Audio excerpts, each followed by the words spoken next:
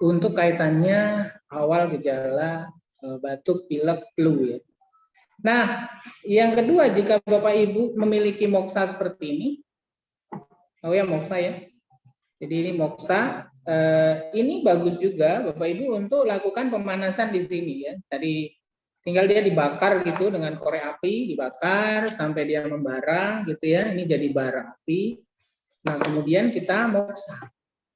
Ya, moksa di sini. Jadi ada jarak kurang lebih satu jari seperti ini. Nah, moksa. Ya, panasi di sekitar hidung. Maksudnya area korespondensi hidung, tenggorokan, dan paru. Nah, ini seperti ini. Berulang-ulang ya sampai panas, hangat ya. Nah, seperti ini terus. Lakukan sampai ini hangat. Ya, bisa pengulangannya kalau cewek itu genap, kalau cowok itu ganjil ya. Kalau cowok itu bisa 1, 3, 5, 7. Ya, kalau cewek itu genap 2, 4, 6 pengulangannya sampai dia panas hangat. Nah, itu juga ngelapangin sistem respirasi. Jadi ini sangat luar biasa ya, bisa menggunakan moksa seperti ini.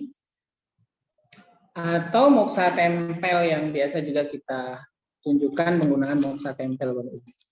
Jadi ini moksa tempel, tapi kalau anak-anak biasanya nggak mau ditempelin gini ya, karena khawatir atau takut gitu ya.